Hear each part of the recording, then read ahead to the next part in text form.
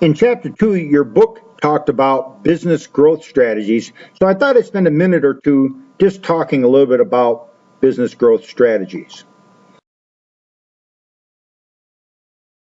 They use this particular approach, that is, identifying how we might increase revenues.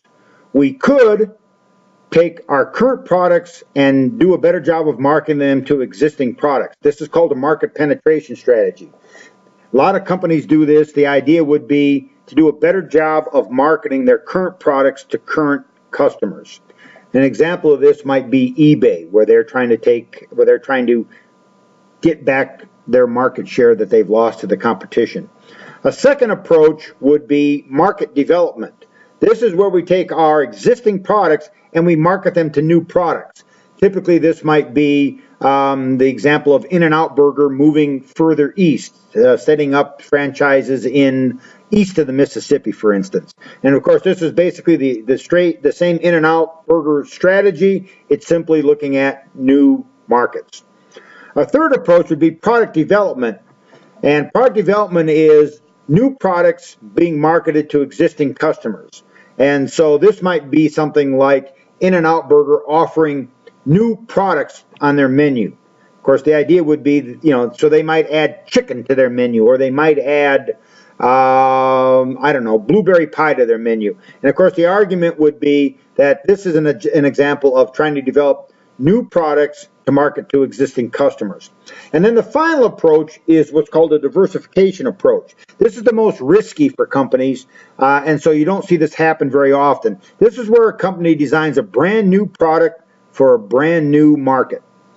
And of course, the reason that companies don't like to do this much is because it's a new product category for them and it's new markets. And so the risk is doubled in terms of the potential issues and problems that might happen with this sort of growth strategy. Nonetheless, you see organizations doing this all the time, coming up with some sort of a new product to completely new markets. This is often referred to as the grass is greener syndrome.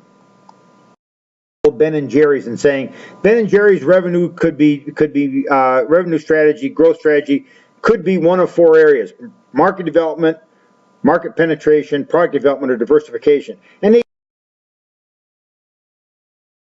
that they use would be market penetration strategy, as we discussed before, would be selling Ben and Jerry's super premium ice cream to more Americans. This might include more stores, more distribution channels, anything that is really designed to increase current product sales with current customers. Could be a market development approach where perhaps Ben and Jerry's decides to market into a country that they've not been in before. The example the book used was Brazil.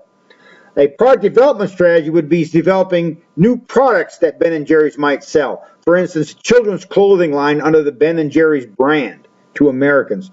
And then, of course, the diversification strategy would be something like selling children's clothing under the Ben and Jerry's brand to Brazilians for the first time. And you could see how this diversification strategy would be much riskier than the other strategies, because not only is it a new product category, it's dealing with brand new customers.